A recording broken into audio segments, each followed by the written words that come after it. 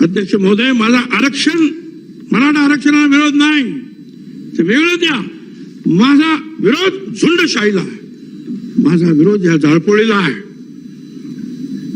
अध्यक्ष महोदय, ह्याच्यामध्ये सुद्धा आता आम्हाला म्हणतात की तो छगन भुजबळने आरक्षण झालं. छगन भुजबळ आरक्षण शिकला, छगन भुजबळ शिकला लहान गरीब असताना, पण बाळासाहेब देसाई यांनी जे ते आर्थिक जे काही दिलं होतं आम्हाला, हा, तर त्या जेपी असायची, जेपी त्यावेळेला त्यांचं सर्टिफिकेट आम्ही 1 महिना जाऊन त्यांच्या मागून एक सर्टिफिकेट घ्यायचो, दिलं आणि मग मी शिकलो.